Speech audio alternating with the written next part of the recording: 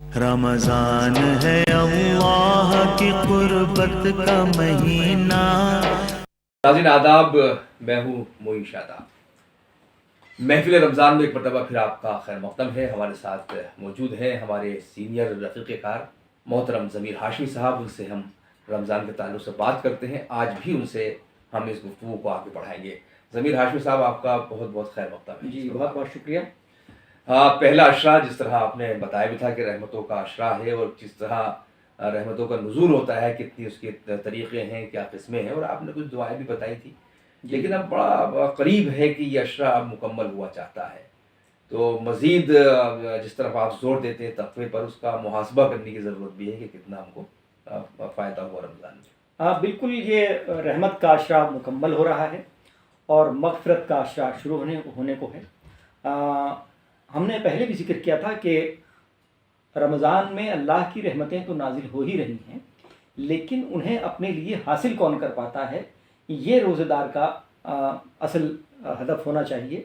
اور جیسا کہ ہم نے بار بار اس چیز کا ذکر کیا کہ جو اللہ نے روزے کا مقصد بیان کیا، ہمیں اس مقصد کو حاصل کرنے کی کوشش کرنی چاہیے. کیونکہ کہا گیا کہ تم پر روزہ فرض کیا گیا تاکہ تم متقی ہو جاؤ. تو متقی بننے کی، تقوی اختیار کرنے کی کوشش لازمی ہے. اور ہم نے پہلے بھی یہ عرض کیا تھا کہ اس میں چونکہ روزہ ایسی عبادت ہے کہ جس میں بظاہر جو نیک اعمال ہم عام دنوں میں کرتے ہیں وہی کر رہے ہیں. کوئی الگ سے نماز فرض نہیں کی گئی ہے، کوئی الگ سے عبادات اس میں نہیں ہیں، لیکن اس کے باوجود یہ اتنا اہم عبادت ہے روزہ اپنے آپ میں کہ آدمی اپنے معمولات زندگی پورے کر رہا ہے اور اس کا شمار اس وقت کا عبادت میں ہو رہا ہے. یہ عبادت میں کیوں ہو رہا ہے؟ کیونکہ وہ روزہ رکھے ہوئے ہے، روزہ دار ہے. اور روزہ دار کا مطلب یہ ہے کہ اسے ہر وقت یہ احساس رہے کہ وہ روزہ دار ہے، اور وہ روزہ رکھے ہوئے ہے تو کیوں رکھے ہوئے ہے. اسے بھوک کا احساس ہو تو اسے یاد آنا چاہیے کہ میں بھوکا کیوں ہوں. اسے پیاس کا احساس ہو تو اسے یاد آنا چاہیے کہ میں پیاسا کیوں ہوں. اور پھر یہ یاد آنا چاہیے کہ میرا روزہ ہے، اور روزہ ہے تو روزے کا مقصد کیا ہے، روزے کا مقصد حاصل ہونا چاہیے. تو اس میں جو چھوٹی چھوٹی چیزیں جو عام زندگی میں جن سے بچنے کی کوشش کے لیے کہا، ویسے بھی کہا گیا ہے. تقوی ایسا نہیں ہے کہ رمضان ہی میں متقی آدمی کو بننا ہے. تقوی اختیار کرنا چاہیے ہمیشہ اپنی پوری زندگی میں. تو لیکن عام دنوں میں آدمی کو احساس نہیں ہوتا، خیال نہیں رہتا. ہم غصہ کرتے ہیں، ہم جھوٹ بولتے ہیں، ہم دوسروں کا حق جو ہے مار لیتے ہیں. تو یہ اس چیز پر کنٹرول کرنے کے لیے، اس کی عادت ڈلنے کے لیے رمضان کا مہینہ ہے. رحمتیں پہلے عشرے میں جیسا کہا گیا کہ زیادہ نازل ہوتی ہیں. تو اب دوسرا عشرہ جب شروع ہوتا ہے تو مغفرت کا مہینہ ہے، مغفرت کا عشرہ ہے. اور مغفرت کو سمجھنے کی یہ ضرورت ہے کہ مغفرت کتنی ضروری ہے اور مغفرت کا مطلب کیا ہے. دیکھیے، جسے اللہ کی رحمتیں حاصل ہو گئی ہیں لازمی طور پر وہ مغفرت کے مقام تک بھی پہنچتا ہے. لیکن مغفرت لوگ عام طور پر یہ سمجھتے ہیں کہ مغفرت کا مطلب یہ ہے کہ اللہ گناہوں کو معاف کر دیتا ہے. جی. لیکن مغفرت کا درجہ معافی یعنی عفو درگزر سے اوپر جا کر کے معافی کا مطلب یہ ہے کہ اللہ آپ نے جو گناہ کیے ان کی سزا نہیں دے گا، ان کی سزا معاف کر دے گا، ان گناہوں کو معاف کر دے گا اور آپ کو کی بخشش کر دے گا. لیکن مغفرت کا مطلب یہ ہے کہ معافی تو ہوگی ہی، ان آپ کے گناہوں پر پردہ بھی ہو جائے. جی، ڈھانپ لے گا ان کو، ڈھانپ کے نظر ہی نہ آئے. جی، خاص طور سے وہاں جب میدان حشر میں جب نفس نفسی کا عالم ہوگا، جب سب کے اعمال ان کے سامنے لائے جا رہے ہوں گے، اس وقت ہمارے ایسے گناہ جو ہم لوگوں سے سرزد ہو جاتے ہیں اگر ہمارے سامنے آئیں، بھلے ہی بعد میں اللہ ہم کو معاف کر دے، ہم کو بخش دیا جائے، لیکن وہاں بڑی ندامت ہوگی اگر وہ گناہ ہمارے سامنے کھل کر آ جائیں کہ ہم ایسا کرتے رہے، ایسا کرتے رہے. مغفرت اس ندامت سے بھی بچاتی ہے. جی، مغفرت اس ندامت سے بچانے کا کام کرتی ہے. اور اسی لیے استغفار لازم ہے. استغفار اپنے آپ میں حالانکہ ایک عبادت بھی ہے، اور ایسی عبادت کے جس کے لیے سلسلے میں کہا گیا کہ استغفار اتنی بڑی عبادت ہے کہ اس کے ایک کرنے سے قرآن میں ہے فَقُلْتُ اسْتَغْفِرُوا رَبَّكُمْ إِنَّهُ كَانَ غَفَّارًا. وہ آپ کی مغفرت فرمائے گا استغفار کے نتیجے میں. یرسل السماء علیکم مدرارا، تم پر جو ہے بارشیں بھیجے گا، رحمتوں کی بارشیں بھیجے گا. جی یرسل السماء علیکم مدرارا وَيُمْدِدْكُمْ بِأَمْوَالٍ وَبَنِينَ وَيَجْعَلْ لَكُمْ جَنَّاتٍ وَيَجْعَلْ لَكُمْ أَنْهَارًا. تو تمہاری مدد کرے گا تمہارے اولادوں کے ذریعے اور مال و اسباب کے ذریعے. تو مطلب جو کچھ چاہیے وہ استغفار میں ملتا ہے، اور استغفار سے ہی حاصل ہوتا ہے مغفرت کا درجہ.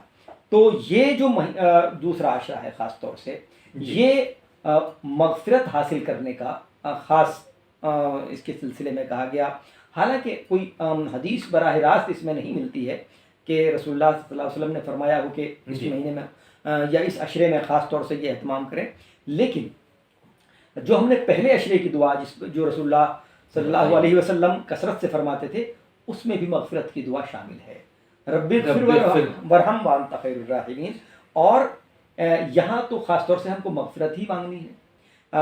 وہاں اللہ کی رحمتیں ہم پر موجود تھیں، مغفرت کے ساتھ رحمت وہاں طلب کی جا رہی رحمت طلب کی جا رہی تھی. لیکن یہاں جو ہے اگر ہمیں رحمت حاصل ہو گئی ہے اللہ کی، تو اب کوشش یہ کرنی چاہیے کہ صرف ہمارے گناہوں کی معافی نہ ہو بلکہ ہماری مغفرت بھی ہم کو مل جائے. اور اس کے لیے استغفار بڑا ضروری ہے. کثرت سے استغفار کریں، کیونکہ یہ جو ندامت ہے، آپ یہ سمجھیے نا کہ میدان حشر میں کا جو تصور پیش کیا جاتا ہے، جو کتابوں میں آتا ہے اس کا ذکر، کہ وہاں ہم بھی ہوں گے. حالانکہ ہر ایک آدمی اپنے نامہ اعمال سے پریشان ہوگا اور اس میں اس کی فکر ہوگی کہ کہیں اس کے گناہ سامنے نہ آ جائیں. لیکن یہ بھی ہے کہ ہمارے تمام اپنے لوگ بھی وہاں پر موجود ہوں گے. آج ہماری اولادیں بھی موجود ہوں گی، ہمارے اجداد بھی موجود ہوں گے، اور وہ سب بیک وقت وہاں پر موجود ہوں گے. ان کے سامنے اگر ہمارے یہ رجسٹر کھل گیا کہ ہم نے فلاں وقت میں یہ کرتے رہے، تو بڑی ندامت کا وقت ہوگا. تو اس لیے اگر اس صورت میں ہماری معافی ہوتی بھی ہے، ہم جنت الفردوس اللہ ہم کو سب کو عطا کرے، اگر وہاں تک پہنچتے بھی ہیں تو وہ ندامت ہمیں گھیر سکتی ہے، ندامت ہمیں اپنے ہی لوگوں کے نظروں میں گرا سکتی ہے کہ ہم ایسا کرتے رہے، ہم ایسے قابل. یہ تو بڑا نفسیاتی معاملہ کہ انسان اب جب یہاں دنیا میں بھی کچھ غلط کرتا ہے، وہ چاہتا ہے کہ لوگوں کو اندازہ نہ ہو، اس کا پتہ نہ چلے، اس کو چھپانا چاہتا ہے. بالکل. اللہ نے اس کا، اللہ چونکہ کہتے ہیں نا کہ اللہ کو انسان کی فطرت معلوم ہے، اللہ نے جس فطرت پر پیدا کیا اس کو بخوبی جانتا ہے. وہ جانتا ہے کہ جو وہ گناہ جو لا علمی میں یا لاپرواہی میں انسان سے سرزد ہو جاتے ہیں، لیکن انسان جانتا ہے کہ وہ غلط کر رہا ہے.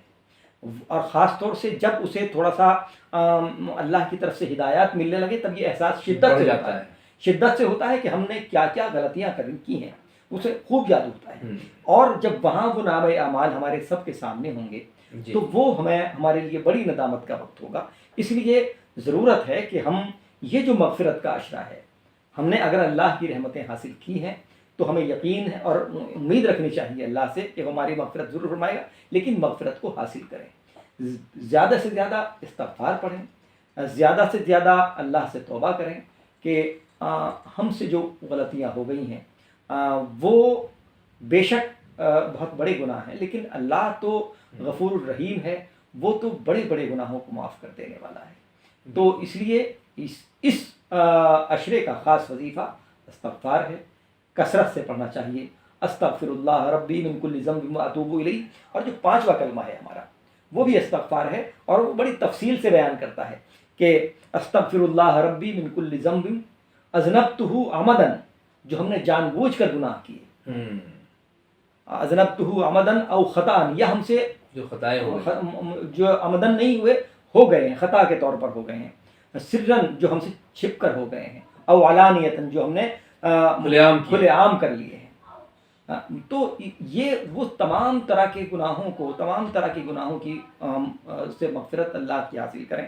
یہی اس خاص عشرے کا پیغام ہے، اور یہی اس خاص عشرے کی ہم نشانہ ہونا چاہیے. ہاشمی صاحب، جس طرح آپ بتا رہے تھے کہ وہی عبادات ہیں جو عام دنوں میں ہوتی ہیں، لیکن رمضان چونکہ بالکل خالص اللہ کا مہینہ ہے، قرآن کا مہینہ ہے، تو اس میں کچھ تحریک تو ملتی ہے اندر سے، کچھ روحانی طور پر، کہ انسان منضبط ہو جاتا ہے، ڈسپلنڈ ہو جاتا ہے. نہیں دیکھیے، بالکل ہم نے جیسے ذکر کیا کہ روزہ اپنے آپ میں چونکہ ایسی عبادت ہے کہ وہ آپ بظاہر دنیا کے کام انجام دے رہے ہیں، لیکن آپ کی عبادت چل رہی ہے، اور عبادت جو چل رہی ہے اس عبادت کا خاص معاملہ یہ ہے کہ آپ کو احساس بھی اس کا ہر وقت ہے، آپ کو احساس ہے کہ آپ روزہ دار ہیں، تو اللہ کے ایک حکم کا احساس رہنا، بالکل، اور خاص طور سے اس صورت میں رہنا کہ ہم اس کو پورا بھی کر رہے ہیں، ادائیگی بھی کر رہے ہیں، تو یہ اپنے آپ میں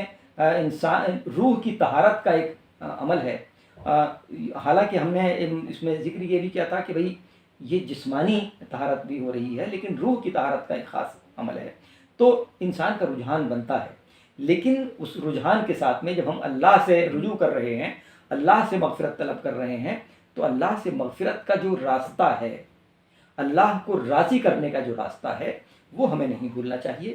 ہم بار بار یہ چاہیں گے کہ لوگ جو بندوں کے حقوق ہیں ان کی طرف جائیں، بندوں کے حقوق ادا کرنے کی کوشش کریں، کیونکہ اللہ راضی ہوتا ہے ان سے جو بندوں کے حقوق ادا کرتے ہیں، ان سے عفو درگزر کرتا ہے، ان کو معاف کرتا ہے جو اپنے تئیں دوسرے بندوں کو معاف کر دیتے ہیں، جن سے کوئی خطائیں ہو گئی ہوں، جن پر آپ کو غصہ آ رہا ہو یا جن سے آپ کو شکایتیں ہوں، انہیں معاف کر دیں۔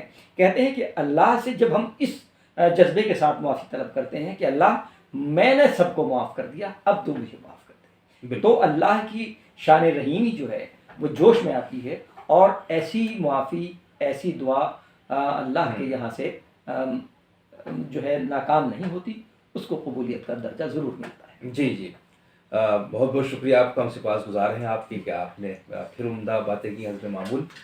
تو ناظرین، یہ سلسلہ جاری رہے گا، کل ہم پھر کسی اور موضوع پر بات کریں گے۔ آپ اسی طرح کے دلچسپ پروگراموں کے لیے دیکھتے رہیے عالمی سہارا۔ رمضان ہے اللہ کی قربت کا مہینہ،